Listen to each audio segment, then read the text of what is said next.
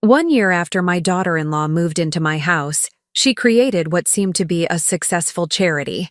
Everything appeared perfect, until the police suddenly raided our home. What they uncovered left me frozen with fear. Don't forget to subscribe to the channel and comment where you're watching from. The morning the agents came, I was watering the tomatoes in my backyard garden. At 63 years old, I'd learned that certain routines keep you grounded. The feel of cool soil between your fingers, the satisfaction of watching something grow from seed to harvest. My house in rural Pennsylvania, a modest 2-story farmhouse I'd bought with my late husband 30 years ago, had always been my sanctuary. The kind of place where neighbors waved from their porches, and the biggest excitement was the annual county fair. That sanctuary was about to become a prison. I heard the vehicles before I saw them. 3 black SUVs pulling into my gravel driveway with the kind of purposeful speed that makes your heart skip. I set down my watering can, wiped my hands on my gardening apron, and walked around to the front of the house. My daughter-in-law, Victoria, was already at the door, her phone pressed to her ear, her face pale beneath her carefully applied makeup. "Mrs. Leona Weaver?" A tall man in a dark suit approached me, his badge already extended. "I'm Agent Brown with Immigration and Customs Enforcement. We have a warrant to search these premises." The world seemed to tilt slightly. "I'm sorry. There must be some mistake. I'm a retired school teacher. I don't— Is this your residence?" "Yes, but—" "Then there's no mistake." He handed me a folded document. Behind him, at least a dozen agents were already moving toward my house, and I noticed neighbors beginning to emerge onto their porches, phones in hand. Victoria had ended her call and was beside me now, her hand on my arm. "Mom, don't say anything. I've called our lawyer." She'd started calling me Mom a year ago when she and my son Baron moved in temporarily, or what was supposed to be temporary. Her voice was steady, but I felt her fingers trembling. "Ma'am, we need you both inside." Another agent, a woman with sharp eyes and pulled-back hair, gestured toward the door. The next 2 hours passed in a blur of strangers rifling through my life. They photographed everything. They took my computer, the one Baron had set up for me last Christmas. They emptied filing cabinets, boxed up papers from my desk, even examined the framed photos on my mantel. Through it all, I sat on my own couch like a guest, watching my daughter-in-law pace and whisper urgently into her phone. Baron arrived 20 minutes into the search, his work uniform still dusty from his construction site. "What the hell is going on?" He looked from me to Victoria to the agents dismantling our home. "Sir, please have a seat." Agent Brown appeared from the hallway, carrying a cardboard box I recognized. It had been in the spare bedroom closet, the room Victoria used as her office. "Mrs. Weaver, are you familiar with an organization called Hope Bridge Foundation?" The name sent a flutter through my chest, but it was pride, not fear. "Yes, of course. It's my daughter-in-law's charity. She started it last year to help immigrant families with legal assistance. It's wonderful work." Victoria's face had gone from pale to gray. Agent Brown set the box on my coffee table and pulled out a file folder. "And are you aware that you're listed as co-founder and primary contact for this organization?" The flutter became a knot. "I'm sorry, what? No, that's not right. Victoria founded it. I just helped with some initial donations, told some friends about it. I'm not— Your name is on the incorporation documents filed with the state. Your address, this address, is listed as the headquarters. Your signature appears on the bank account authorization." He spread papers across my table like a dealer laying out cards in a game I didn't know I was playing. I reached for the documents with shaking hands. There, in black and white, was my signature. Except I'd never seen these papers before in my life. "Mrs. Weaver, are you also aware that Hope Bridge Foundation has been under investigation for the past 3 months?" "Investigation?" Baron was on his feet. "For what?" The female agent spoke this time, her voice flat and professional. "Fraud, identity theft, and conspiring to defraud immigrants seeking legal assistance." "That's absurd," Victoria finally spoke, her voice stronger now. "Hope Bridge has helped dozens of families. We've raised over $60,000 in donations. We've connected people with legitimate immigration attorneys. Mom, Leona, she's been so supportive. but she's had nothing to do with the day-to-day operations. This is clearly some kind of misunderstanding. Agent Brown pulled out another folder. This one was thicker, stuffed with printed pages. In the past 11 months, Hope Bridge Foundation received donations totaling $63,400. During that same period, 47 families paid between $500 and $2,000 each for legal assistance that was never provided. Instead, their personal information, addresses, workplace locations, family member details, was reported to ICE through our anonymous tip line. The room went silent except for the sound of agents moving through the upstairs. Reported? I heard my own voice as if from a distance. Reported to, you mean someone told you where these families were, and then we acted on credible intelligence to enforce immigration law. Agent Brown's expression was carefully neutral. Each tip was detailed, accurate, and resulted in enforcement actions. 47 families, 116 individuals total, including 31 children. All of them had engaged Hope Bridge Foundation for help. All of them were deported within weeks of their initial contact with your organization. Victoria was shaking her head, her hands up as if to physically push away his words. This is insane. I would never do something like that. Leona, tell them this is crazy. I couldn't speak. I was looking at a printout Agent Brown had placed in front of me, a spreadsheet with names, dates, donation amounts. And beside each name, a date marked ICE referral and a dollar amount marked reward payment. Because of course there were rewards. ICE paid for tips leading to deportations. The total reward payments deposited into the Hope Bridge Foundation account over 11 months, $21,300. Agent Brown's voice was quieter now, almost gentle. He'd seen this before. Someone's world cracking open. Mrs. Weaver, you're facing serious federal charges. Wire fraud, identity theft, conspiracy to defraud, and potentially charges related to the immigration violations themselves. She didn't do this. Barron's voice was hoarse. He was looking at Victoria now, really looking at her, and I saw something in his face I'd never seen before. Doubt. Mom would never. She spent 30 years teaching kids from every background imaginable. She's donated to actual immigrant rights organizations for years. She couldn't. Your mother's signature is on the bank accounts. Her name is on the incorporation papers. The address is her address. The computer we're seizing is registered to her. Phone records show numerous calls from her number to families who later reported making payments. Agent Brown closed the folder. What we need to understand is whether she was an active participant or whether someone else had access to her identity, her home, and her trust. He was looking at Victoria when he said it. She met his gaze steadily. If someone stole Leona's identity to do this, we need to find out who. This is her house. Lots of people have been in and out. Friends, family, service people, charity volunteers. Anyone could have accessed her personal information, but not anyone had access to create a bank account in her name, or sign incorporation documents, or use her computer to communicate with victims. The female agent had returned, carrying my laptop. Mrs. Weaver, when was the last time you personally used this computer? I tried to think. A few days ago? I use it for email, mostly, and online banking. And who else has access to it? My eyes went to Victoria. She'd set it up for me, helped me create passwords, showed me how to use it efficiently. She'd been so patient, so kind. Just family, I whispered. Agent Brown stood. Mrs. Weaver, I'm going to need you to come with us. We have questions, and it would be better to do this formally, downtown.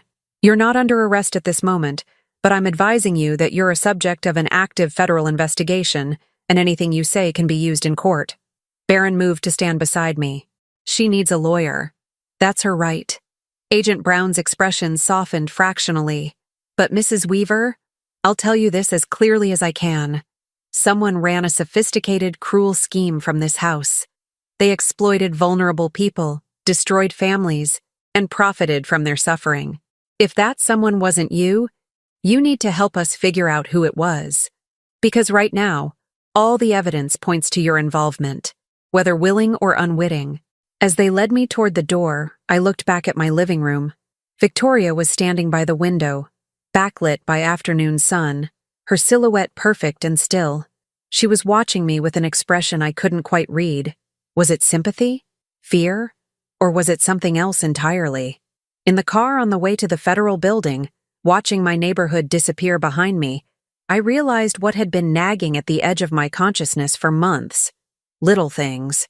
Victoria's new designer handbags, the weekend trip to New York she and Barron took, the way she'd insisted on handling all the Hope Bridge paperwork herself, protecting me from boring administrative stuff, the way she'd moved into my house temporarily and then somehow never left, and the memory that surfaced now, sharp and clear, 3 months ago, coming home early from my book club to find Victoria in my bedroom, sitting at my desk, my filing cabinet open beside her. She'd jumped when I entered, laughed it off, said she was looking for an old recipe card I'd mentioned. I'd thought nothing of it. I'd thought nothing of so many things. The agent beside me in the back seat was typing on her phone. My hands were folded in my lap, still smelling faintly of tomato plants and soil. I thought about the families, 47 of them, 116 people, 31 children, all of them trusting, hoping, desperate enough to reach out for help. And someone had turned that hope into a weapon. Someone using my name. The interrogation room at the federal building was nothing like the ones on television. No mirror, no dramatic lighting, just beige walls and fluorescent lights that made everyone look slightly ill. Agent Brown sat across from me with his partner, Agent Reeves, the woman with sharp eyes who'd been at my house. Between us lay folders, my life reduced to paper and accusations. Mrs. Weaver, let's start with how Hope Bridge Foundation came to be. Agent Brown's voice was measured, almost kind. It made me more nervous than if he'd been aggressive. I wrapped my hands around the paper cup of water they'd given me. Victoria mentioned it about a year ago, maybe 13 months. She said she'd been volunteering at a community center in Lancaster, meeting immigrant families who couldn't afford legal help. She wanted to do something more organized. And you supported this idea? Of course I did.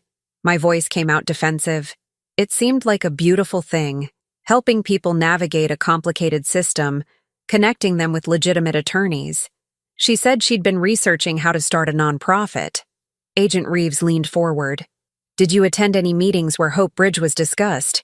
See any of the families she claimed to be helping? Visit the office? The office.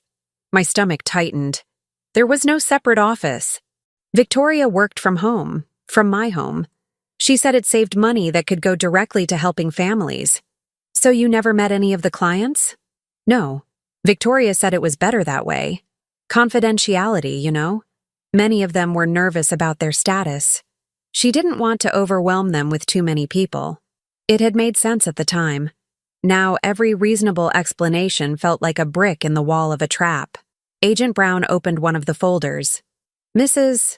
Weaver, I'm going to show you some documents.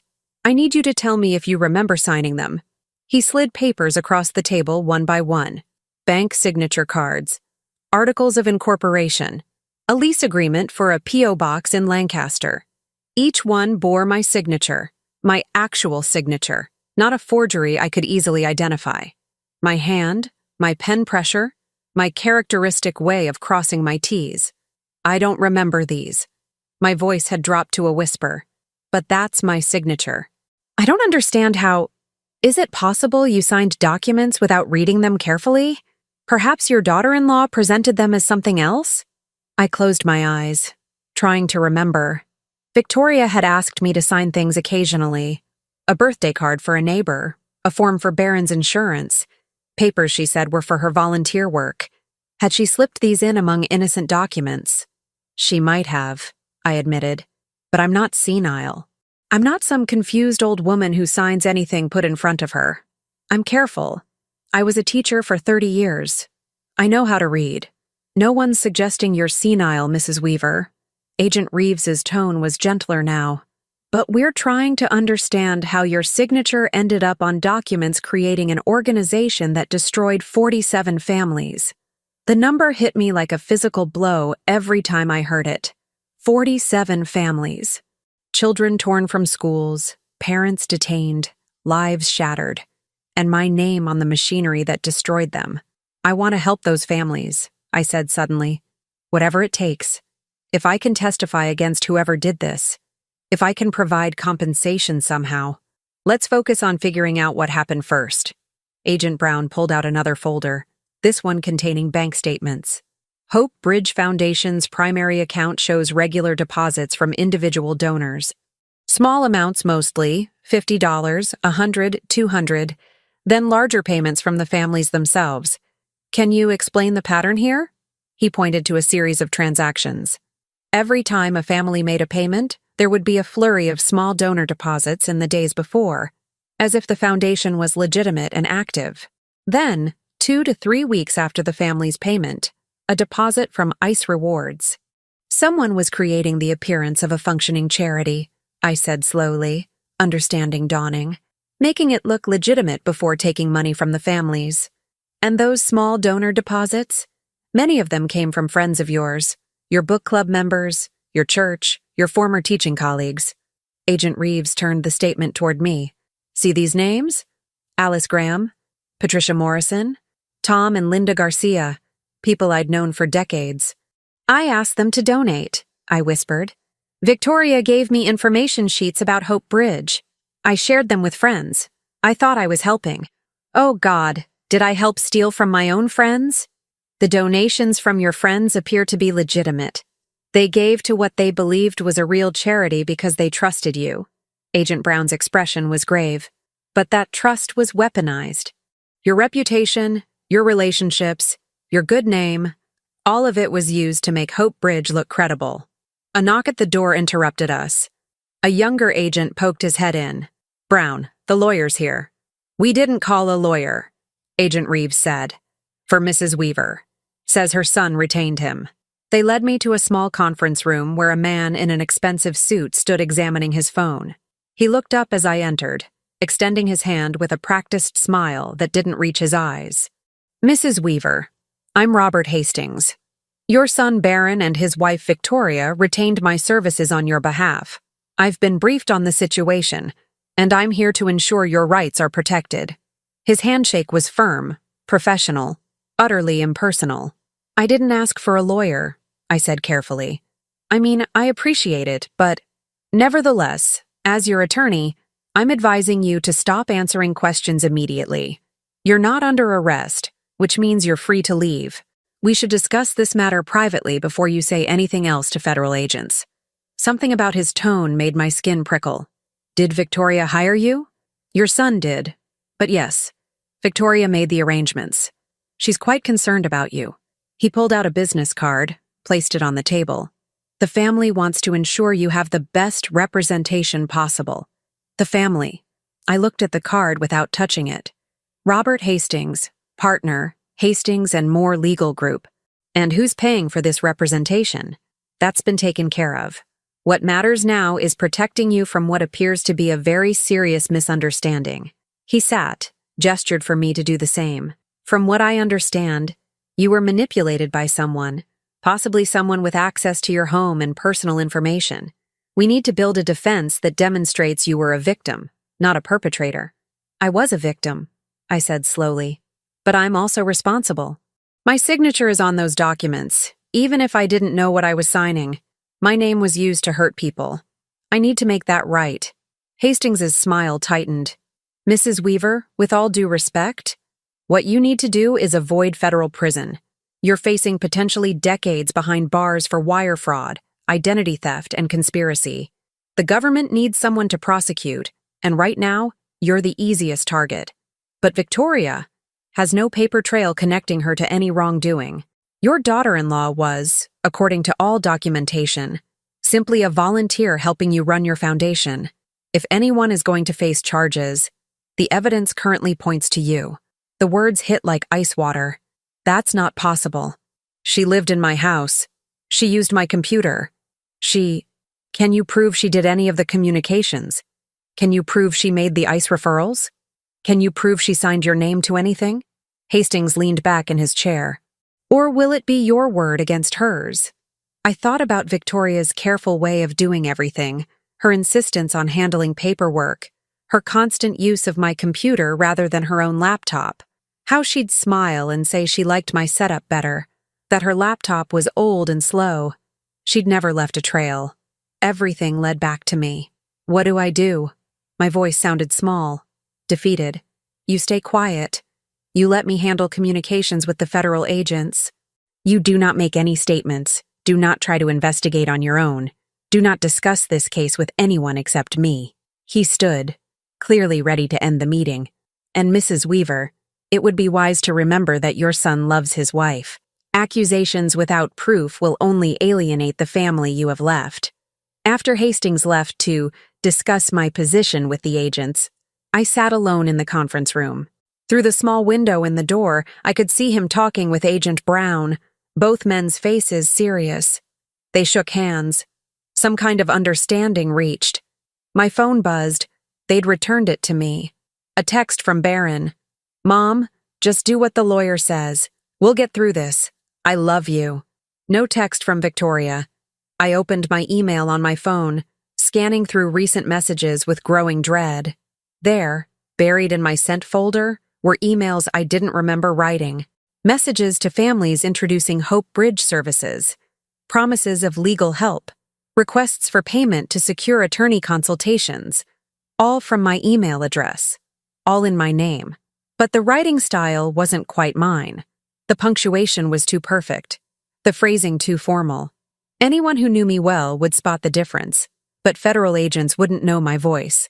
I started scrolling back further, looking for something, anything that might prove Victoria's involvement. Then, I found it. An email from 4 months ago, a reply to someone named Maria Rodriguez. Thank you for trusting Hope Bridge with your family's future. Your consultation is confirmed for next Tuesday. The email had been sent at 2:30 p.m. on a Thursday. I checked my calendar. That Thursday, I'd been at my book club meeting from 1 to 4.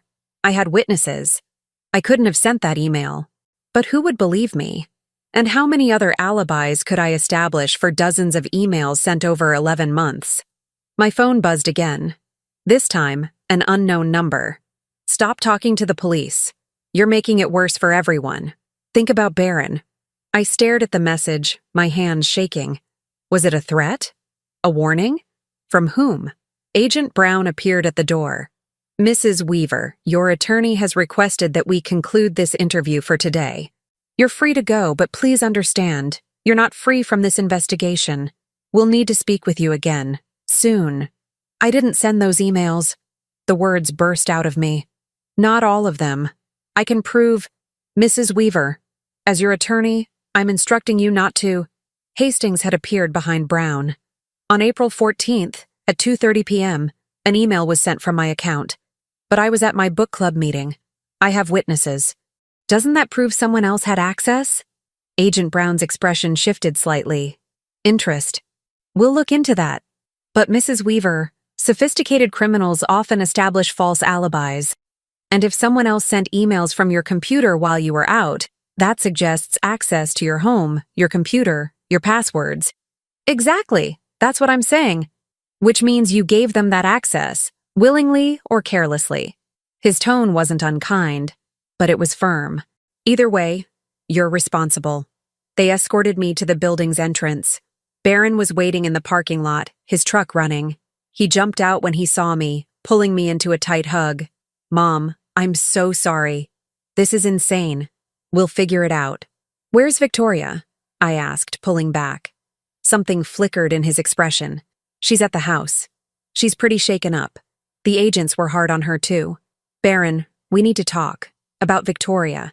About what really... Mom. His voice was sharp, a tone he'd never used with me.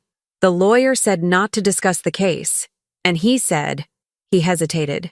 He said you might try to blame Victoria because you're scared. That's what people do when they're facing serious charges. They look for scapegoats. Scapegoats? I stepped back from him. You think I'm making this up? I think you're confused and frightened, and maybe you signed things you shouldn't have without realizing what they were. But Victoria would never. She's my wife, Mom. And she's been nothing but good to you, to us. She's been living in my house rent-free for a year, Barron. using my resources, my name, my reputation, because we needed help. Because I lost my job last year and we had nowhere to go. And you offered. Are you saying you regret that now? His face was flushed, hurt and anger mixing in his expression. I hadn't known he lost his job. He'd told me they wanted to spend more time with me, that I was getting older and they wanted to be close. Another lie. Or another thing I'd been too trusting to question. No, Baron, something isn't right. Please just look at the evidence with me. Help me understand what happened. What happened is someone screwed up. Maybe you, maybe someone else, I don't know. And now the government needs someone to blame. But Mom, if you start pointing fingers at Victoria, you'll lose. The lawyer was clear about that. She has no paper trail. You do. He drove me home in silence. When we pulled into my driveway, I saw Victoria through the kitchen window, talking on her phone, pacing. She looked up as we approached, and for just a moment, before she composed her expression into concern, I saw something else. Satisfaction. She ended her call and opened the door, reaching for me. Leona, thank goodness. Are you all right? They wouldn't let me see you. I was so worried. Her embrace felt like a cage. We need to talk, I said quietly, pulling away. All three of us. About what really happened. Of course. Victoria's smile was perfect, sympathetic. But first you should rest. You've had such a traumatic day. I made tea. Your favorite chamomile. Let's just take a breath before we tackle anything else. She guided me toward the living room like I was an invalid. Baron followed, his expression torn between loyalty to his wife and concern for his mother. I thought about the 47 families, about children waking up in detention centers, about parents being deported back to places they'd fled from, about trust being used as a weapon, and I thought about the text message. Think about Baron. Victoria handed me the tea, her hand steady, her smile unwavering. I did not drink it. That night, I lay awake in my own bed, listening to the house settle around me. Down the hall, I could hear Victoria and Baron talking in low voices. Their bedroom door was closed, but occasionally a word would carry. Lawyer, evidence, protect. I wondered which one of us they were talking about protecting. At 3 a.m, I gave up on sleep. Moving quietly, I retrieved my laptop from where the agents had left it on the kitchen counter. They'd examined it but hadn't seized it yet. They'd taken the hard drive data, but the machine itself was mine to use. I sat at my kitchen table in the darkness, the screen's glow casting shadows across my face. I started with my email, going back further than I had at the federal building. Months and months of correspondence I supposedly had with families. The writing was good, professional, warm, just slightly formal, almost like my voice, but not quite. Victoria had studied me, learned my patterns, then improved on them. But people make mistakes when they're being clever. I found the first crack in her facade in an email from 7 months ago, a response to someone named Jorge Morales about his consultation appointment. The email referenced a meeting last Tuesday at our Lancaster office. But I'd been in the hospital last Tuesday, a minor procedure, day surgery for a kidney stone. Baron had driven me. Victoria had visited me there. There was no way I could have met with anyone in Lancaster. I took a screenshot, saved it to a new folder I created called Garden Photos 2024. If Victoria checked my computer, and I had to assume she did regularly, an innocuous folder name might buy me time. The house creaked. I froze, listening. Footsteps in the hallway. I closed the laptop and waited. Victoria appeared in the kitchen doorway, wrapped in a silk robe I'd never seen before. Expensive. New. Leona, are you all right? I heard noise. Her voice was soft, concerned.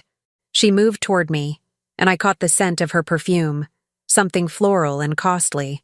Couldn't sleep, I said, keeping my tone mild. I'm sorry if I disturbed you. You didn't disturb me. I've been worried about you. She pulled out a chair, sat across from me in the darkness. Baron's very upset. He doesn't know what to believe. And what do you believe, Victoria? She reached across the table, covered my hand with hers. Her skin was cool, smooth. I believe someone manipulated you, used your kindness against you. And I believe we need to figure out who, before this destroys our whole family. Our family, I repeated. Tell me, when were you planning to move out of my house? The question seemed to catch her off guard. Her hand stiffened on mine. I don't understand. You and Baron moved in a year ago. Temporarily, you said. But you've made no moves to leave. You've never even mentioned looking for your own place. We've been helping you, Leona. The house is too big for you to manage alone. We've been contributing. How? Baron lost his job. You told him that was a secret, but he mentioned it today. What have you been contributing, Victoria? And with what money? The silence stretched between us. When she spoke again, her voice had changed. Still soft, but with an edge now. I've been running a charity. That takes time and energy. And yes, there are administrative fees. Standard nonprofit compensation. Show me the tax returns. I'm sorry? Hope Bridge Foundation. Show me the tax returns. Nonprofits file them publicly. Let's look at them together right now. Victoria stood slowly. It's 3 a.m, Leona. You're exhausted and stressed and not thinking clearly. We can discuss all of this with the lawyer tomorrow. Your lawyer, who you hired for me, who told me to stay quiet and not investigate. I stood too, facing her across my kitchen table. Who told me that accusing you would only hurt my case? Very convenient advice. You think I did this? Her voice rose slightly, genuine-sounding hurt coloring her words. You think I would destroy families, report people to be deported, use your name to commit crimes? Leona, I know you're frightened, but you can't honestly believe. I believe 47 families are gone because someone used my house, my computer, my reputation, and my signature. I believe all the evidence points to me because someone made sure it would. And I believe the only person with constant access to everything needed to make this happen was you. I'm calling Baron. She pulled out her phone. Don't. My voice came out harder than I'd ever spoken to her.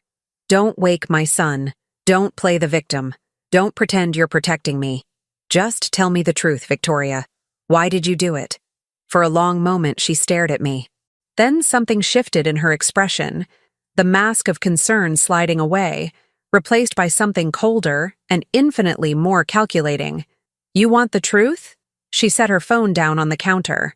The truth is, you made this easy. You're so good, Leona. So trusting. So eager to help. Do you know how rare that is? How valuable? My heart was pounding, but I kept my voice steady. So, you admit it. I admit nothing that could be proven. She smiled, and it was nothing like the warm expressions she'd shown me for a year. But hypothetically, if someone wanted to run a profitable operation helping desperate people part with their money, they'd need legitimacy, a face people trust, an address in a quiet town, a reputation beyond reproach, and they'd need someone naive enough to provide all of that without asking too many questions. The families, the children, how could you? They were breaking the law. Her tone was matter of fact. I didn't make them come here illegally. I didn't make them gullible enough to trust a charity they found online. I simply provided information to the proper authorities and received the reward money as any citizen can. It's all legal, Leona. Perfectly legal. Taking their money under false pretenses isn't legal. Wire fraud isn't legal. Prove I took anything. Prove I sent any emails. Prove I made any calls. She leaned against the counter, completely relaxed now. All anyone can prove is that you ran a charity that turned out to be fraudulent. Your signature, your computer, your email, your house, your reputation bringing in donors. Baron will believe me. Victoria laughed, a genuine sound of amusement. Will he? Baron, who's been married to me for 4 years? Baron, who depends on me for everything since he lost his job? Baron, who just watched his mother get investigated by federal agents while his wife stood by her side? She paused. Or did you notice I'm pregnant? The words hit like a physical blow. What? 3 months. We haven't announced it yet. Wanted to wait until the 2nd trimester. But yes, Baron's going to be a father. And you, Leona, are going to be a grandmother. Her smile widened. So when you ask yourself whether Baron will believe his pregnant wife or his increasingly confused elderly mother who apparently ran a criminal operation from her house, what do you think the answer will be? I couldn't speak, couldn't breathe. Here's what's going to happen. Victoria's voice was calm, explaining something to a slow student. You're going to take the blame for this.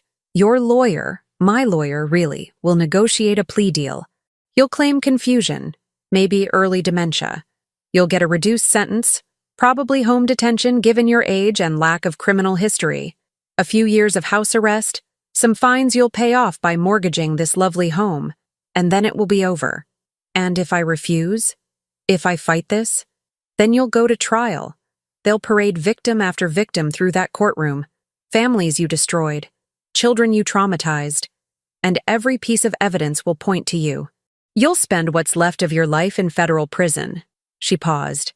And you'll never meet your grandchild. Baron won't bring a baby to visit a grandmother in prison. I'll make sure of that. You're evil. The words came out as a whisper. I'm practical, and I'm good at what I do. She picked up her phone. Now, are we going to wake Baron and have a dramatic confrontation where I play the hurt, shocked wife and he's forced to choose between us? Or are you going to be smart and realize you're beaten? I thought about everything I'd found. The email sent while I was in the hospital, the inconsistencies in writing style, the timeline that didn't quite fit. Would it be enough? Could I prove anything? And even if I could, would Baron believe me? Would anyone? I need time to think, I finally said. Of course you do. Victoria moved toward the hallway, then paused. Oh, and Leona, I'd be careful about doing any investigating on your own. The federal agents are watching you. If you contact any of the families, they could claim you're tampering with witnesses. If you dig too deeply, it looks like you're trying to cover your tracks. Your lawyer, my lawyer, will explain all this to you. You're in a very delicate position. One wrong move and you go from possible plea deal to guaranteed prison time. She disappeared down the hallway, leaving me alone in my kitchen. I sat back down, hands shaking, mind racing. She'd boxed me in completely. Every avenue of defense was a trap. Every move I could make would be used against me. But she'd made one mistake. She'd admitted the truth to me, confident I was helpless to use it. And in her arrogance, she'd told me exactly what she was afraid of. Proof that someone else had sent those emails, had made those calls, had committed those crimes. I opened my laptop again and started searching for something I remembered from my teaching days. Years ago, one of my students had gotten in trouble for plagiarism. We'd used a program that analyzed writing patterns, sentence structure, word choice, punctuation habits. It could identify whether different documents were written by the same person. If Victoria had written those emails pretending to be me, there would be patterns. Differences from my actual writing. Evidence that wouldn't rely on alibis or witness testimony, but on something objective and provable. I found the website, uploaded 2 documents, one of the supposed emails I'd sent to a family, and one of my actual emails to a friend from the same time period. The analysis would take a few hours. Then I started looking into something else. Victoria had mentioned administrative fees for herself from Hope Bridge. Non-profits had to report that compensation. If she'd paid herself anything, any salary, any reimbursement, there would be a record. I found the Pennsylvania nonprofit database and searched for Hope Bridge Foundation. There it was, incorporated 18 months ago. I downloaded the Form 990, the tax return for nonprofits. And there, in the section on compensation, was a salary payment. $25,000 to Victoria Walsh. Not her married name of Victoria Weaver, but her maiden name, listed as Executive Director. She'd paid herself, officially, on a document filed with the IRS. My hands were shaking as I took screenshots, saved them to my innocent garden photos folder. This was proof. Proof she wasn't just a volunteer, but a paid director. Proof she had financial motivation. Proof she was more involved than she claimed. It wasn't enough to clear me, but it was a start. The sun was beginning to rise when Baron found me at the kitchen table, surrounded by papers and printouts. He looked exhausted, older than his 34 years. "Mom, what are you doing?" "Research." I gestured at the papers. "Baron, sit down, please. I need to show you something." "Mom, the lawyer said..." "I know what the lawyer said, but he works for Victoria, not me. And I need you to see this before you make any decisions about who to believe. I pulled out the Form 990. Look at this. It's Hope Bridge's tax return. Victoria is listed as executive director with a salary. She wasn't just volunteering, Baron. She was running this organization and paying herself. He took the paper, studied it. I don't understand. Why would she hide that? Because if she was paid director, she's responsible for what the organization did. It's not just me anymore. She had authority, she had financial interest, she had motive. I pulled out the email evidence. And look at this. An email supposedly sent by me while I was in the hospital having surgery. You drove me that day. You know I couldn't have met with anyone in Lancaster. Baron read through the document slowly. I watched his face, seeing the conflict there. Love for his wife, loyalty to his mother, and the slow, creeping doubt that something wasn't right. She's pregnant, he said finally. Did she tell you? She did. I was going to tell you this morning. It's why we haven't moved out. We've been saving money, trying to prepare for the baby. Victoria said. He stopped, looked at me. She said you were happy to have us stay as long as we needed. I was. I am. Baron, this isn't about wanting you out of my house. This is about 47 families who were destroyed, and someone using my name to do it. But if Victoria was involved, if she did any of this, the baby... His voice broke. I can't raise a child with someone who could do something like that. Which is why she's made sure all the evidence points to me. I reached across the table, took his hand. She's counting on you choosing her, choosing your child, and I understand if you do. But I need you to know the truth, even if you can't act on it. Before he could respond, Victoria appeared in the doorway. She'd dressed, put on makeup. She looked fresh, put together, like someone ready to face the day. Good morning? Her eyes moved from me to Baron to the papers spread across the table. Something flickered in her expression. What's all this? We're just talking, Vic. Baron's voice was strained. About? She moved closer, casually, but I saw the tension in her shoulders. About how involved you really were in Hope Bridge. I said evenly. About your salary. About your position as executive director. About the fact that you weren't just a volunteer helping me. Victoria looked at the Form 990 in Baron's hand. For just a moment, her mask slipped. Surprise, calculation, then recovery. Of course I was executive director. Someone had to do the actual work while Leona was the public face. I never hid that, Baron. You knew I was running things day to day. You told me you were volunteering. Baron's voice was quiet. You said it was Leona's charity and you were just helping out. Well, yes. Technically, it was her organization. I was just paid $25,000 to run it, I interrupted. Which means you had financial motive and operational control. Which means you can't claim you were just an innocent volunteer anymore. Victoria's expression hardened. Fine. Yes, I was paid. That's standard for nonprofit management. It doesn't prove anything except that I worked hard to help people. Work that apparently wasn't appreciated since it's now being used to attack me. She turned to Baron, and I saw her strategy shift, tears welling in her eyes, her hand moving to her stomach in a protective gesture. Baron, I can't believe she's doing this. I've supported her through everything. I stood by her when the agents came, and now she's trying to make me the villain because she can't face what she did. Her voice broke convincingly. And she's doing it when she knows about the baby. When she knows this stress could... Stop. Baron stood, and both of us fell silent. He looked between us. His wife, his mother, two women he loved pulling him in opposite directions. Just stop, both of you. I can't. I need to think. He walked out, leaving Victoria and me alone in the kitchen. She wiped away her tears. They disappeared as quickly as they'd come. Clever, she said softly, showing him the 990. But you're forgetting something, Leona. Proof that I was involved doesn't prove you weren't. We could both be guilty. We probably will both be charged, actually, now that you've made sure of it. But I'll claim you manipulated me, used me, pressured me. Young wife trying to please her husband's mother. And who will the jury believe? She leaned close, her voice dropping to a whisper. The pregnant woman? Or the bitter old lady trying to drag her down? Then she walked away, leaving me with my papers, my evidence, and the sinking realization that she was right. I'd shown my hand too early, and now she knew exactly what I had and what I didn't. The next 48 hours passed in a strange, tense silence. Baron moved through the house like a ghost, avoiding both of us. Victoria played the wounded innocent perfectly, cooking meals I didn't eat, offering concern I didn't accept, speaking softly to Baron behind closed doors. I heard her crying at night, heard Baron comforting her, heard the words stress and baby and can't take much more.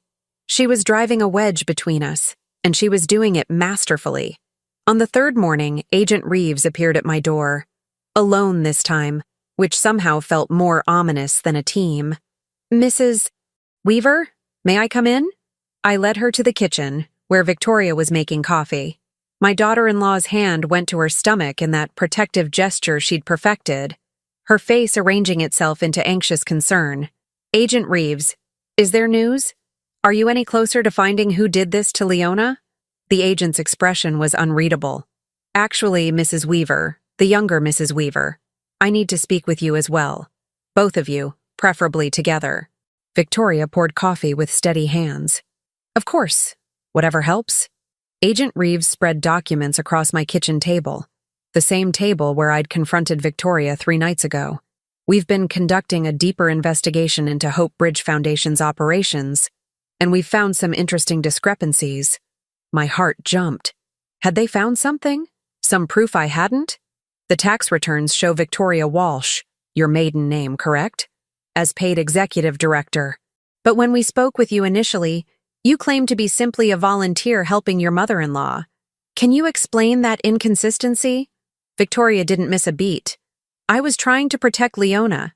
The focus was on her, and I didn't want to complicate things by drawing attention to my minor role. Yes, I received a small salary for managing day-to-day operations, but Leona was the founder, the face, the driving force. I was just $25,000 isn't exactly a small salary for a small nonprofit," Agent Reeves interrupted, "especially one that only operated for 11 months. It was standard compensation for the hours I put in. I can provide time logs if needed. We'd like to see those." Agent Reeves turned to me. "Mrs. Weaver, Leona, were you aware your daughter-in-law was receiving this compensation?" I hesitated. The truth was complicated. Not at the time, no. But I've since seen the tax documents. "And you're comfortable with her having received that money from an organization bearing your name?" Victoria's coffee cup rattled slightly as she set it down. "Are you suggesting I stole from Leona?" The salary was approved. Everything was properly documented with the IRS. "This is absurd."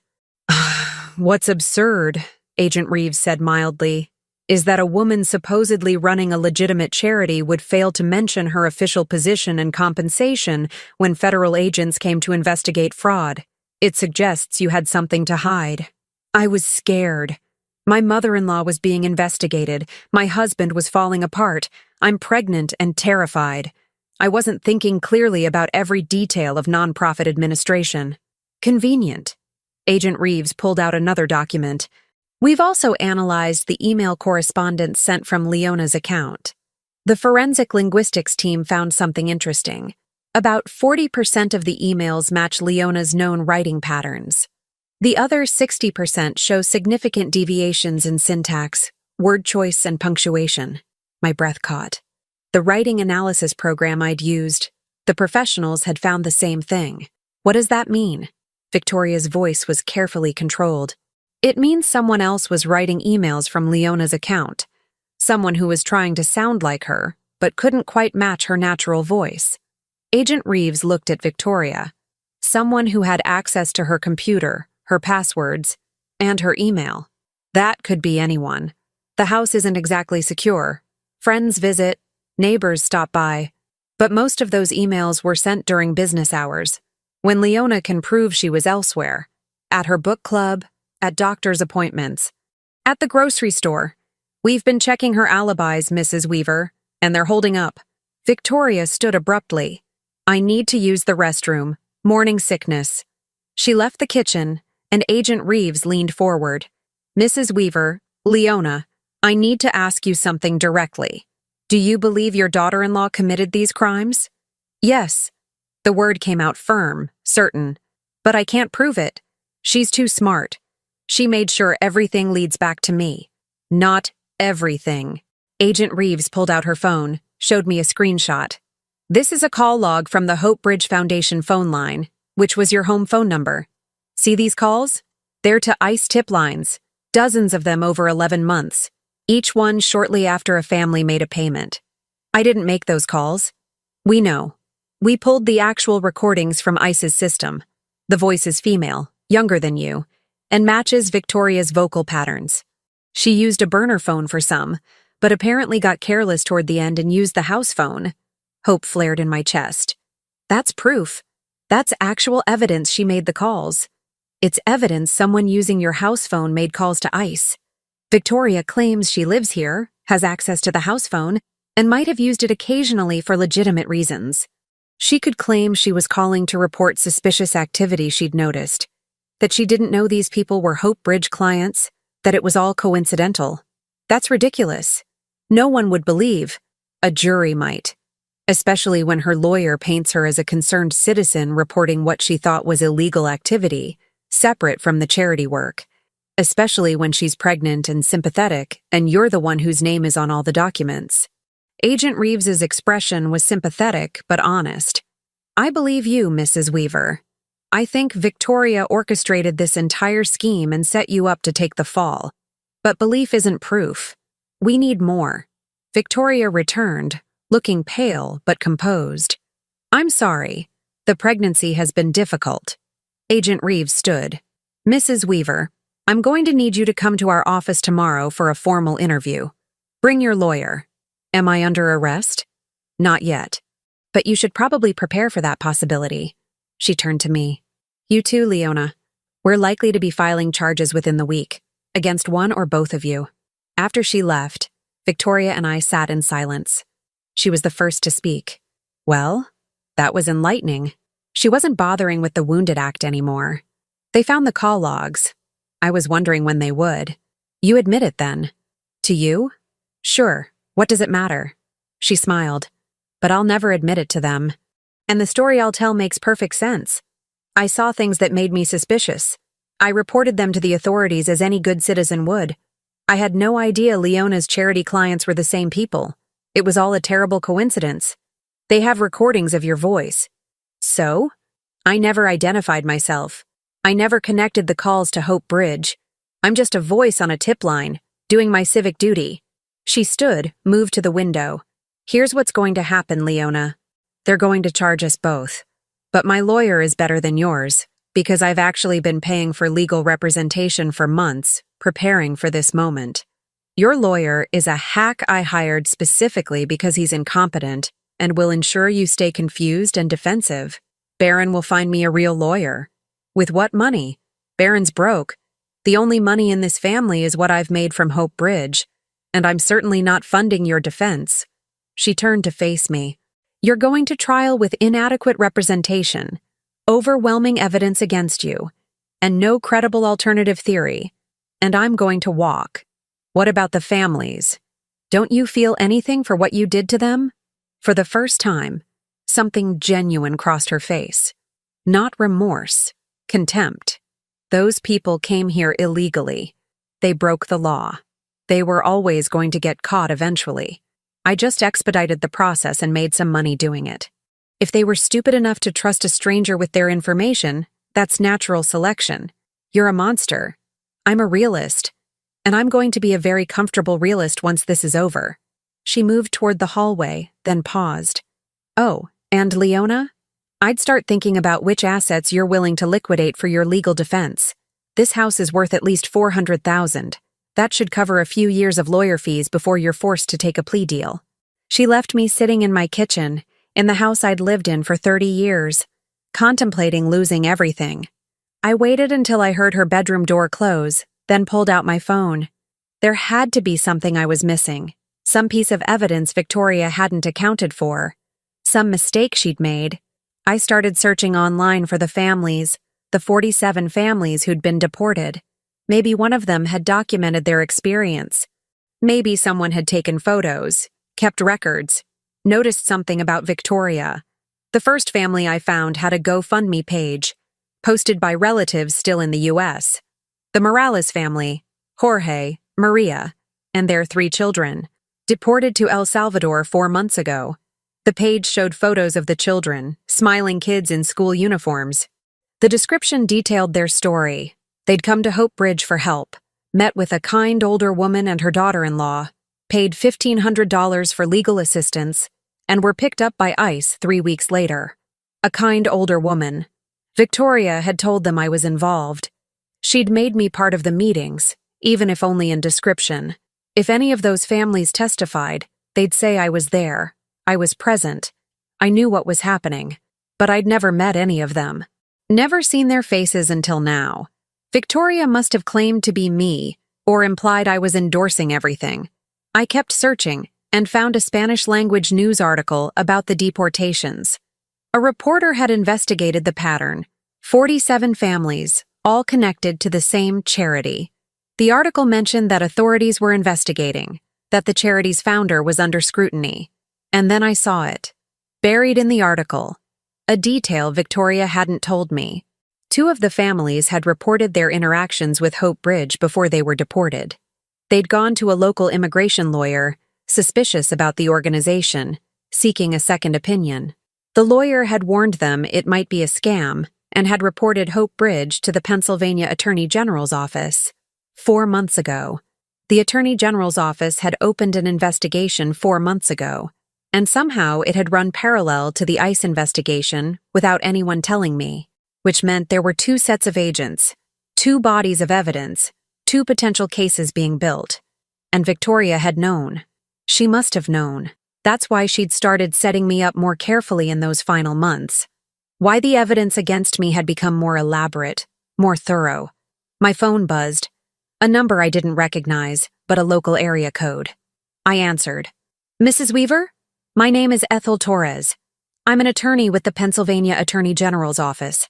I understand you've been contacted by federal agents regarding Hope Bridge Foundation. Yes, they're planning to charge me. I know. And I'd like to offer you an alternative. Her voice was professional, crisp. We've been investigating Hope Bridge for 4 months. We have evidence the federal agents don't have, including testimony from families who reported the organization before they were deported. And we have a different theory about who's responsible. What kind of theory? The kind where you're a victim, not a perpetrator. Where your identity was stolen by someone with access to your life. But I need your cooperation, full cooperation. And you need to stop talking to anyone about this case, including and especially your daughter-in-law. She lives in my house. I'm aware, which is why I'm suggesting you might want to take a short trip, visit a friend, get some distance. Give us time to build our case without her monitoring your every move. I can't just leave. The federal agents told me not to. The federal agents don't control you unless you're under arrest, which you're not, yet. She paused. Mrs. Weaver, I've been doing this for 15 years. I know when someone is being set up, and I know when someone is doing the setting up. Your daughter-in-law is smart, but she's not as smart as she thinks. She made mistakes. We found them. But if she realizes we're closing in, she'll run, and we'll lose our chance to prosecute her properly. What do you need from me? Time, space, and trust. Can you give me those things? I thought about Victoria down the hall, pregnant and dangerous, weaving her web tighter every day. I thought about Baron, torn between 2 women he loved. I thought about 47 families, scattered across different countries, their lives destroyed. Yes, I said. Tell me what to do. 3 hours later, I was in my car with a suitcase, driving to my friend Sarah's house 2 counties away. I'd told Baron I needed space to think, told him I'd be gone a few days. His relief had been obvious, one less source of tension in the house. Victoria had hugged me goodbye, whispered that she hoped I'd come to my senses, reminded me that family was forever. I'd smiled and nodded and packed my bags. Now, driving through Pennsylvania countryside as the sun set, I called Ethel Torres back. I'm out. What's next? Next, we gather evidence you can actually use. The federal case is built around documentation, Paper trails, signatures, bank records. Our case is built around something else. Digital forensics, witness testimony, and phone records they haven't fully analyzed yet. What did they miss? Everything your daughter-in-law did online. Every search she made planning this scheme. Every forum she visited learning how to set someone up for fraud. Every social media message she sent to friends bragging about her stupid mother-in-law. Torres's voice hardened.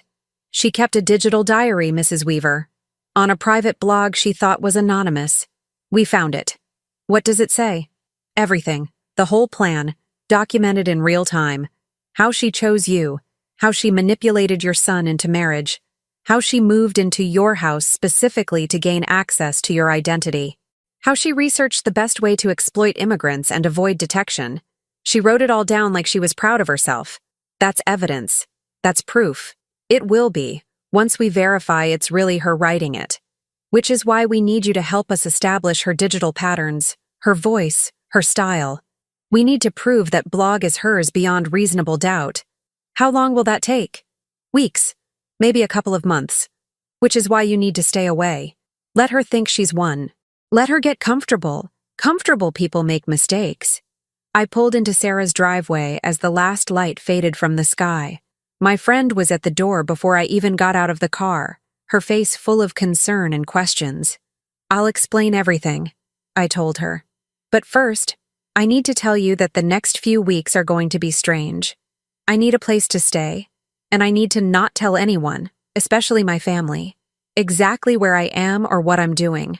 Sarah, who'd known me for 35 years, who'd taught alongside me and raised her children with mine, simply nodded. Whatever you need. You're safe here. As I carried my suitcase inside, my phone buzzed with a text from Barron. Mom, please reconsider. Victoria's really upset. Can we talk?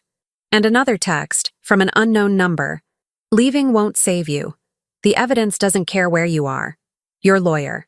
Except I hadn't told my lawyer I was leaving, which meant Victoria had sent that message using his phone or spoofing his number. She was monitoring me, threatening me, reminding me she could reach me anywhere. I turned off my phone and handed it to Sarah. Can you put this somewhere I won't be tempted to look at it? What's happening, Leona? I'm fighting back, I said. Finally. 3 weeks at Sarah's house felt like 3 years. Every morning, Ethel Torres would call with updates. Every evening, I'd sit at Sarah's kitchen table reviewing documents, analyzing evidence, preparing for what Torres called the confrontation. We need her to incriminate herself, Torres explained during one of our meetings at a coffee shop halfway between Sarah's house and Harrisburg. The blog is powerful evidence, but a good defense attorney will claim it could have been written by anyone. We need her own words, spoken aloud, preferably recorded. You want me to wear a wire. I want you to have a conversation, a real one, where she feels safe enough to tell the truth. Torres stirred her coffee, her expression thoughtful. The federal agents are moving forward with their case against both of you. They're planning to file charges next week. But if we can get solid evidence against Victoria first, we can convince them to focus their prosecution where it belongs. She won't talk to me. She knows I suspect her. But she'll talk to Barron. And Barron will talk to you. Torres pulled out a folder. We've been monitoring their financial accounts, with proper warrants, of course. Victoria's been moving money. Lots of it. $30,000 transferred out of their joint account in the past 2 weeks. She's preparing to run. My chest tightened. She'll take Barron with her. Maybe. Or maybe she'll leave him behind to deal with the fallout. Either way, she's getting ready to disappear, which means we're running out of time. What do you need me to do? Torres slid a piece of paper across the table. Go home. Tell Barron you're ready to take the plea deal the federal prosecutor is offering. Tell him you're going to plead guilty to fraud charges, that you'll probably get house arrest because of your age, but that you need to say goodbye to your home, your life as you knew it. Make it emotional. Make it real. That's not hard. It is real. Then Victoria will want to meet with you. She'll want to make sure you're actually going through with it, that you're not planning some last-minute defense. And when she does, we'll be listening. The recording device Torres gave me was smaller than I expected. A button on my cardigan, nearly invisible. She'd also provided my phone back, now equipped with software that would record any conversation within 20 feet. Just get her talking, Torres had said. About the plan, about the money, about her intentions. Anything that shows she knew what she was doing and did it deliberately. Now, standing on the porch of my own house, my suitcase at my feet, I felt the weight of that button like an anchor. Barron opened the door and his face crumpled with relief. Mom, thank goodness. I've been so worried. He pulled me into a hug, and I held him tight, breathing in the familiar scent of my son.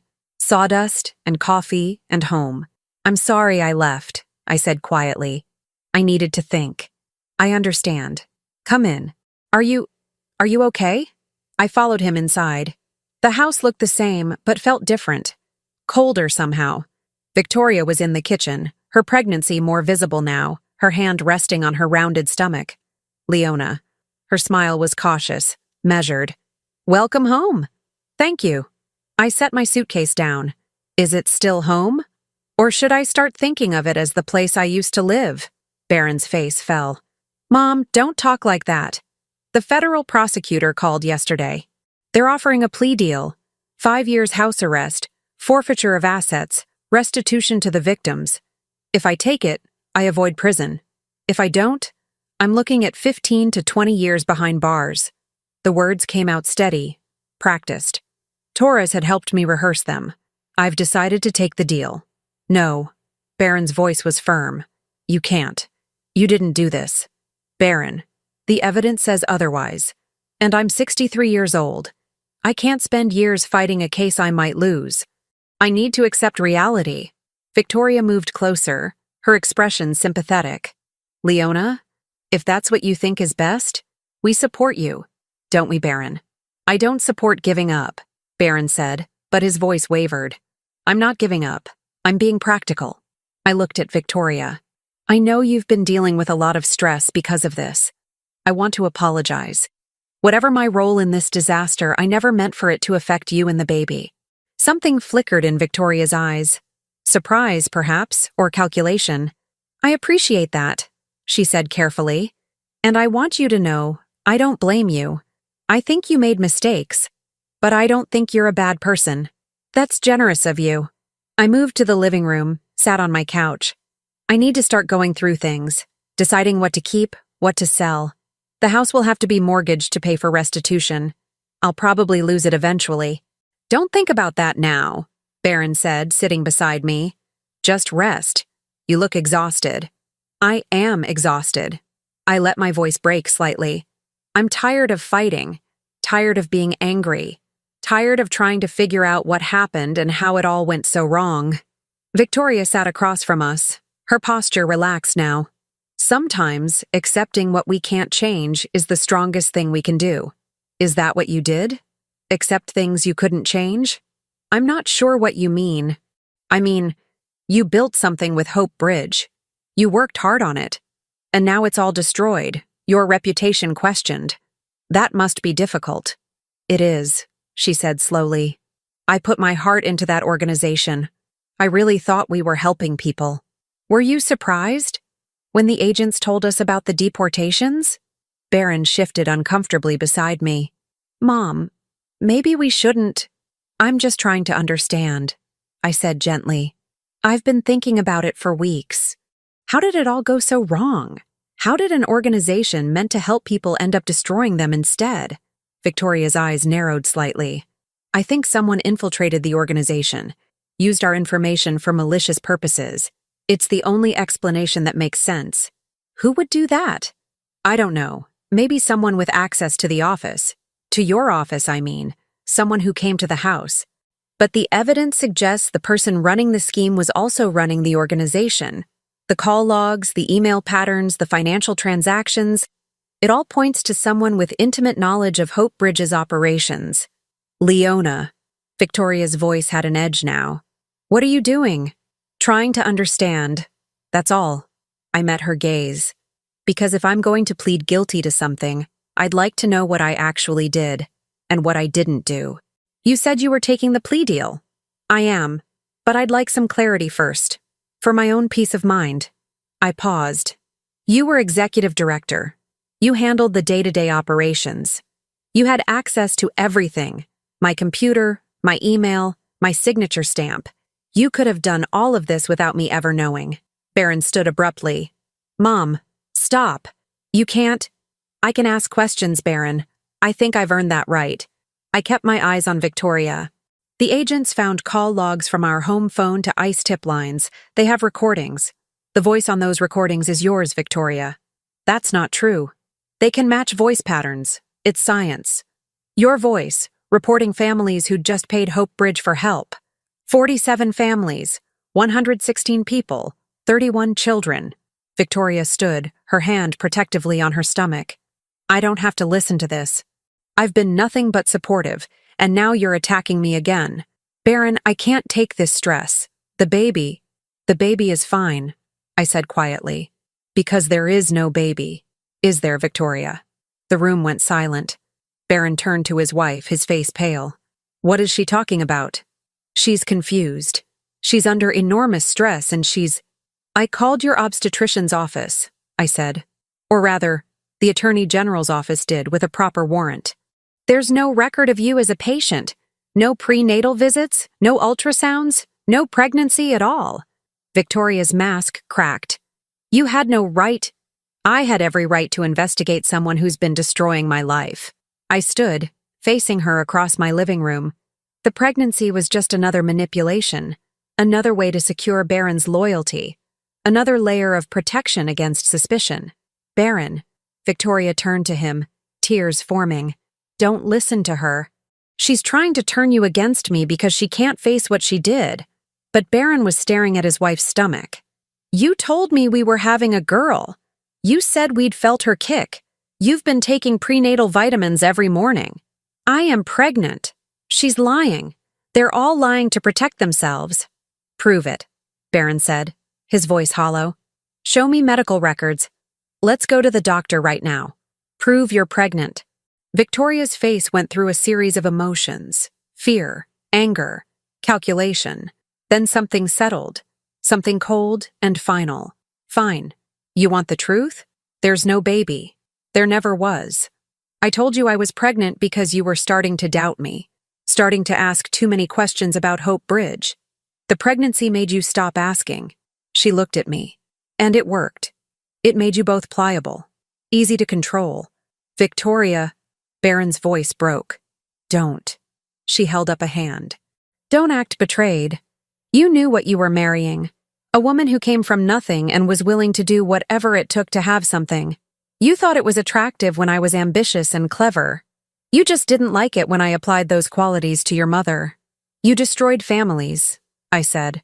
You took money from desperate people and then had them deported for profit. I took money from criminals. They were here illegally. They were always going to get caught. I just expedited the process and made it profitable. She was fully herself now, the mask completely gone. And yes, I set you up, because you were perfect, trusting, respectable, naive, the ideal person to take the fall. Why? Baron's question was barely audible. Because I wanted money. Because I was tired of being poor. Because I could. She looked at him with something like pity. And because your mother made it so easy. Every signature I needed. Every password I asked for. Every document I told her was something else. She just gave it to me. She trusted me completely. That's not a justification, I said. That's an explanation of how you exploited someone's kindness. Call it what you want. It worked. She moved toward the hallway. And now, if you'll excuse me, I'm going to pack. You've clearly made your choice, Baron. Choose your mother over your wife. I'm sure that will work out well for you. You're not going anywhere, I said quietly. Victoria laughed. You think you can stop me? With what? Your hurt feelings? Your moral superiority? I have money. I have a plan. And I have a very good head start. You have Pennsylvania State Police outside every exit of this house. Ethel Torres stepped through my front door, badge extended, 2 officers behind her.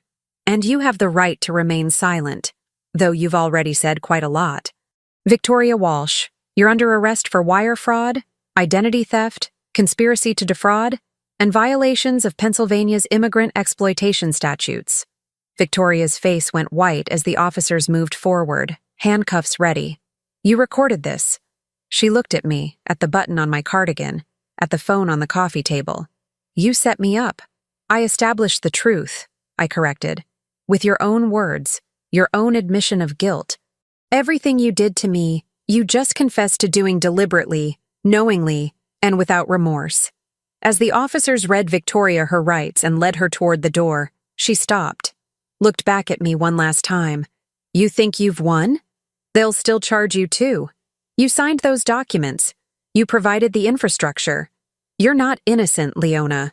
You're just less guilty than I am. Maybe, I said. But I can live with that. Can you? They took her away.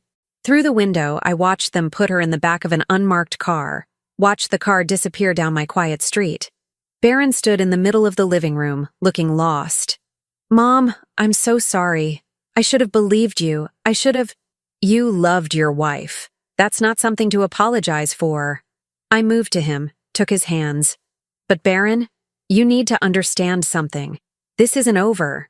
Victoria was right. I'll probably still face charges. The federal case against me is separate from the state case against her. I might still end up pleading guilty to something.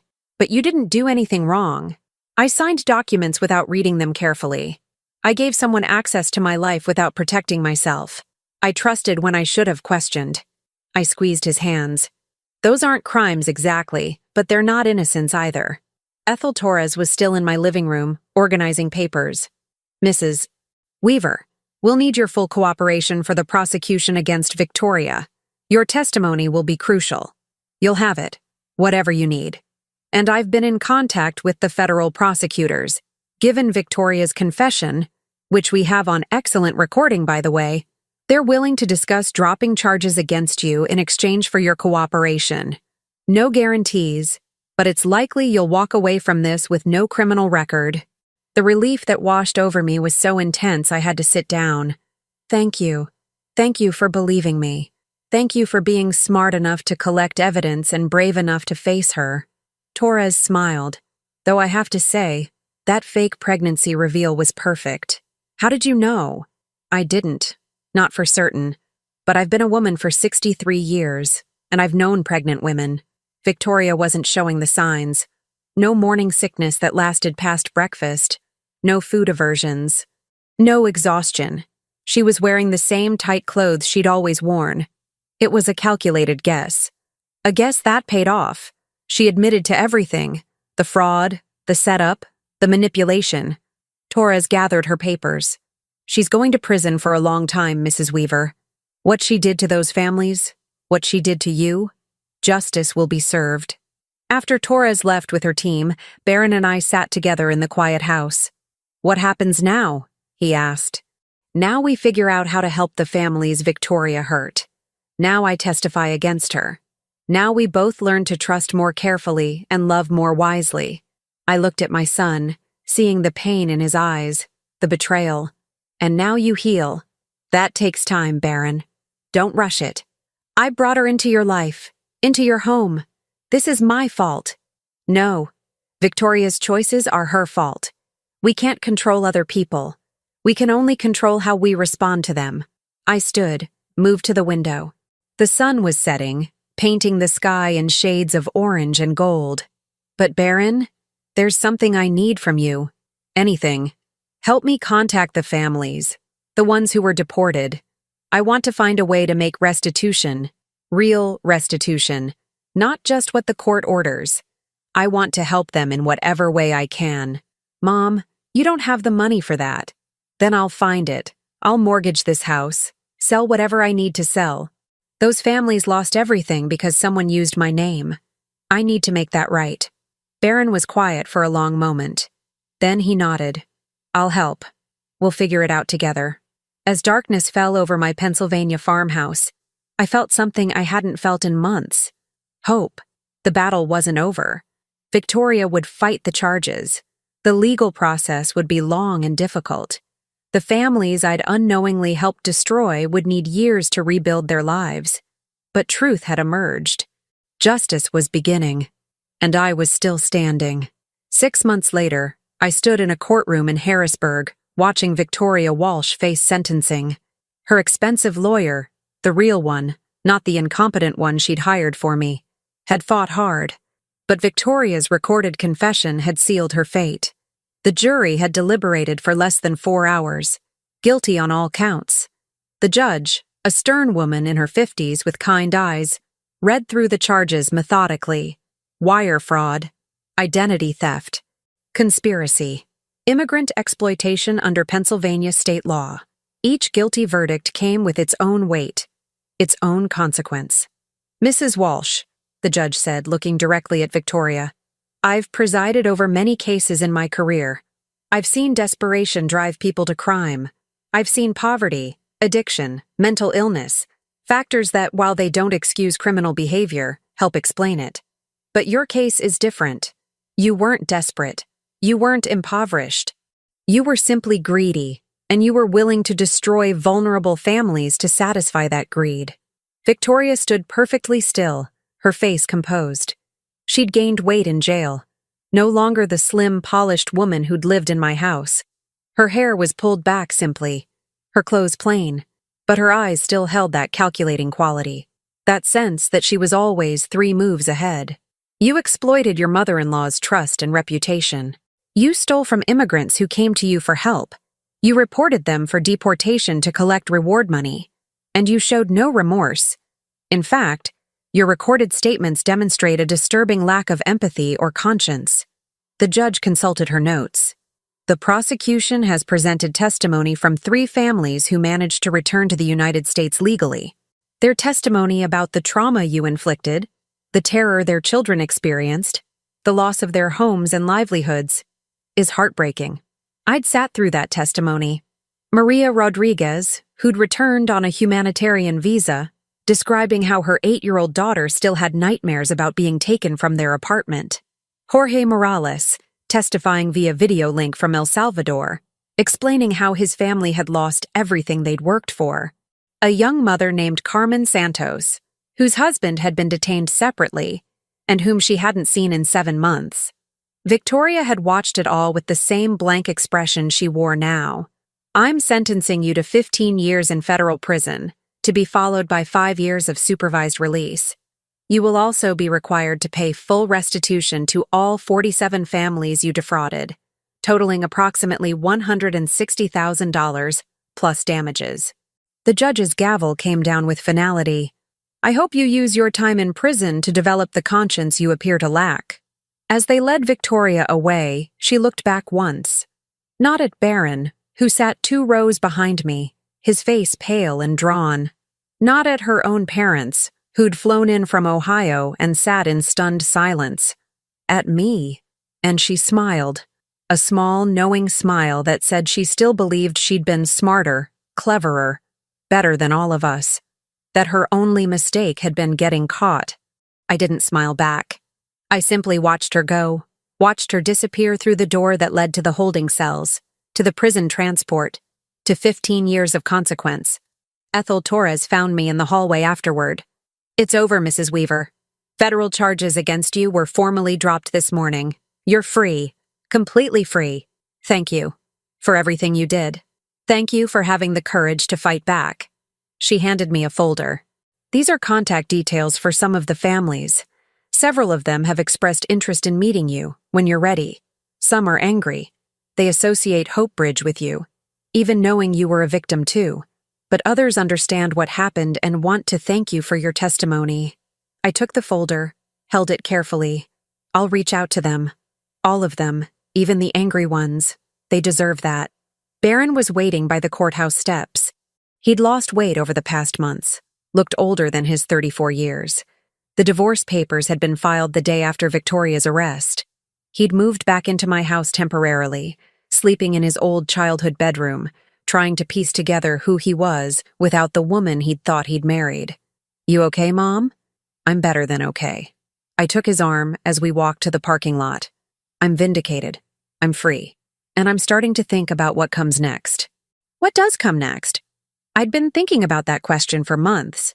The answer had come slowly, carefully, through long nights and quiet mornings and conversations with Sarah over tea.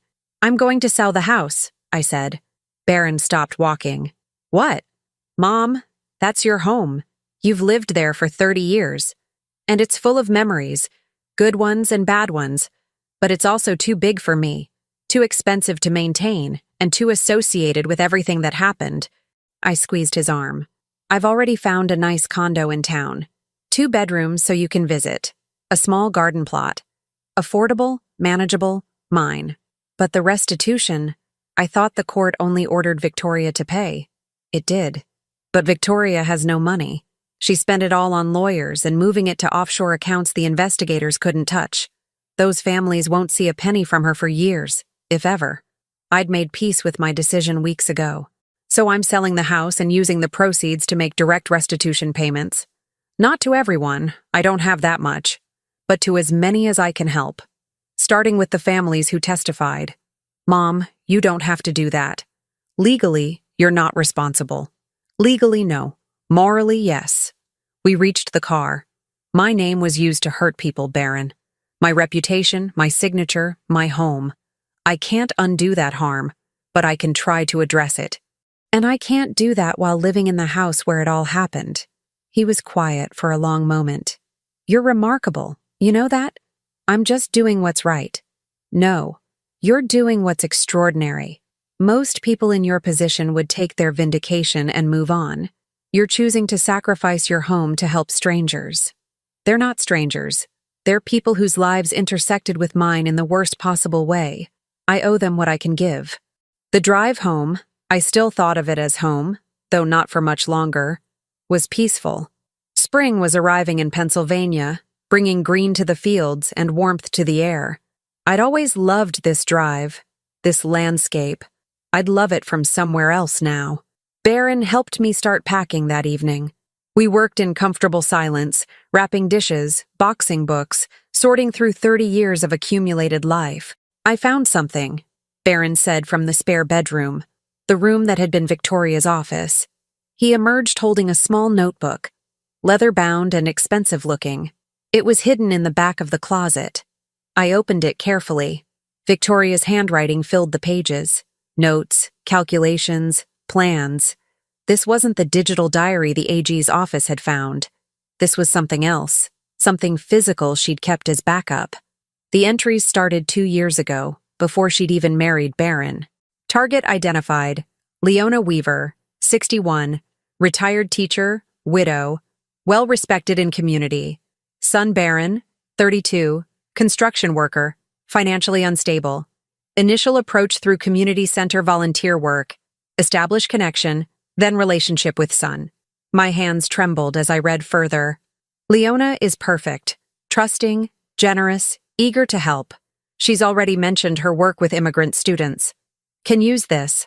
Marriage to Baron gives me access to house, computer, personal information. Timeline. 6 months to establish trust, 12 months to execute plan, 6 months to establish ironclad evidence trail leading to her. She'd planned everything. Every moment, every manipulation, every step of her scheme. Written it down like a business plan. Mom, maybe you shouldn't read that, Baron said quietly. No, I should. I kept reading. I need to see exactly what happened, what I missed. The entries detailed her research into immigration fraud, her calculations of potential profit, her strategies for gaining my trust. There were notes about my habits, my schedule, my friends. She'd studied me like a specimen, looking for weaknesses to exploit. And she'd found them. My trusting nature, my desire to help, my loneliness after my husband's death, my joy at having Baron close again. But the final entries, written just days before the raid, revealed something unexpected. Leona is becoming suspicious. She asks too many questions now. The federal investigation is closing in. Need to accelerate timeline. If necessary, she'll take full blame. She signed everything. But backup plan. Fake pregnancy ensures Baron's loyalty if she tries to implicate me. He'll choose the baby over his mother. Everyone does. Except there was no baby. And Baron had chosen truth over loyalty. She was wrong about you, I said, looking at my son. She thought she'd calculated everything, But she didn't understand that some people value truth over comfort. She didn't understand a lot of things. Baron took the notebook, closed it gently. Should we give this to the prosecutors? Additional evidence? They have enough. Victoria's in prison for 15 years. I took the notebook back, moved to the kitchen fireplace, the old wood-burning stove I'd cooked on during winter. This is just her poisonous thoughts. It doesn't need to exist anymore. I placed the notebook in the stove and lit a match. We watched it burn together, watched Victoria's calculated plans turn to ash. Over the next 3 months, I sold the house to a young couple expecting their first child. They loved the garden, the big kitchen, the quiet street. I told them it was a good house, a happy house, a place where families could grow. I didn't tell them everything that had happened there. They'd find out eventually. It had been in all the local papers. But they'd find out after they'd made their own memories, their own happiness. The sale netted me enough to buy my condo, establish a modest retirement fund, and distribute $75,000 among the families Victoria had betrayed. It wasn't enough to restore what they'd lost, but it was something, a gesture of accountability, a recognition of harm. Maria Rodriguez cried when I met her at a coffee shop to give her a check for $5,000. You didn't have to do this, Mrs. Weaver. We know you were a victim, too. I was a careless victim. I should have paid more attention, asked more questions, protected my identity better. I pushed the check across the table. This won't bring back what you lost, but maybe it helps rebuild something. It helps more than you know. She folded the check carefully. My daughter, she can start therapy now, for the nightmares. We couldn't afford it before. I met with 12 families over those months. Some were grateful, some were wary. 2 refused to see me at all, and I respected that choice. Their association with Leona Weaver was too painful, regardless of the truth. But most understood. Most saw that I was trying, in my imperfect way, to make something right from something very wrong. Ethel Torres stopped by my new condo on the day I finished moving in. She brought wine and takeout Chinese food, and we sat on my small balcony watching the sun set over town. How do you feel? She asked. Lighter, I said honestly. Poorer, but lighter. Older, but wiser. I smiled. Like I've learned something important about trust and vigilance and the balance between them. What's the lesson? That kindness doesn't mean naivety. That helping others requires protecting yourself. That trust should be given carefully but not withheld fearfully. I sipped my wine. And that when someone shows you who they really are, you should believe them, but you should also gather evidence. Torres laughed. That's a very practical moral. I'm a very practical person. I just forgot that for a while. She left as darkness fell, and I stood on my balcony alone, looking at my new neighborhood, my new life, smaller than before, but mine. Unencumbered by the past, unburdened by the weight of someone else's crimes. Baron called as I was getting ready for bed. Mom, I got a job. A real one, with benefits and everything. Construction management for a firm in Harrisburg.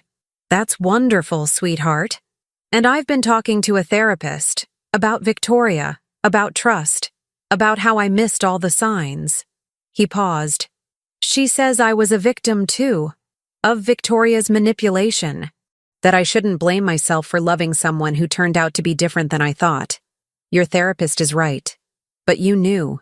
You figured it out. How did you know when I didn't? I thought about that question. I had distance. You were in love. Love makes us want to see the best in people. There's nothing wrong with that. It's actually beautiful. You just have to balance it with wisdom. Like you do? Like I'm learning to do. I'm 64 years old, Baron, and I'm still learning. I smiled into the phone. That's the secret, I think. Never stop learning. Never stop growing. Never stop questioning when something feels wrong. After we hung up, I made myself tea and sat in my new living room, surrounded by boxes still to unpack. In this space that was entirely mine. Tomorrow I'd start volunteering at the local library.